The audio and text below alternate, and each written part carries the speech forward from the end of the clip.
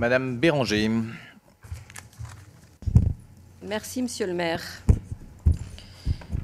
Malgré tous les efforts accomplis dans le domaine de l'accessibilité, et il faut reconnaître ces efforts, Christine Garnier en a parlé, Madame Agobian également, la ville de Grenoble, comme beaucoup d'autres villes en France, n'a pas réussi à tenir le calendrier du 1er janvier 2015 fixé par la loi de 2005.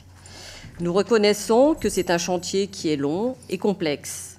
Aujourd'hui, à Grenoble, 40% des équipements communaux restent inaccessibles aux personnes à mobilité réduite. Et je rappelle quand même que les personnes à mobilité réduite, ce ne sont pas que les personnes handicapées, mais il y a aussi les mères de famille avec leurs poussettes et leurs enfants. Et les pères de famille aussi, oui, tout à fait. Pas de problème.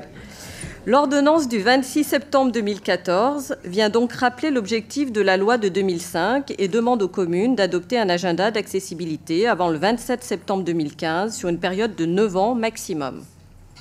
Alors, la première remarque que j'ai envie de vous faire, c'est que nous sommes quand même à 6 jours de cette date limite. Bon, mieux vaut tard que jamais, voilà, c'est ce qu'on va dire pour résumer.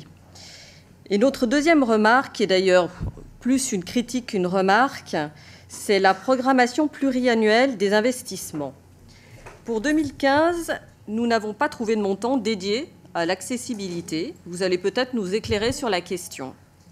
Pour les années 2016, 2017 et 2018, les montants sont light, 300 000, 500 000, 800 000, au regard du chantier estimé à 12 millions d'euros sur 9 ans. En revanche, de 2019 à 2024, le montant sera de 1 700 000 euros par an. Pourquoi ne pas avoir lissé l'ensemble de ces investissements sur la période de 9 ans, si ce n'est les repousser à plus tard et laisser à vos successeurs le soin de les payer? Vous parlez d'études, mais depuis 2005, elles ont dû être réalisées, ces études. Depuis 2006, le budget moyen consacré à l'accessibilité est de plus d'1 million d'euros par an. J'ai le tableau. Il y a forcément eu des études avant toutes ces réalisations. Vous, sur les 3 prochaines années, vous avez projeté de réaliser plus de 110 actions avec un budget équivalent à celui consacré habituellement à une année. Cela sera forcément de petites broutilles ou des petites choses qui ne changeront pas la vie des habitants. Vous ne prenez pas ce dossier à bras-le-corps. Vous ne mettez pas les moyens et vous laissez à vos successeurs payer la totalité de la facture. C'est pour cette raison que nous allons nous abstenir sur cette délibération.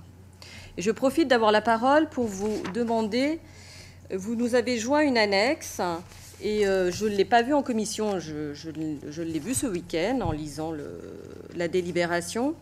Il nous manque les tableaux 5, 6 et 7 de cette annexe. Ceux notamment qui portent sur les dérogations.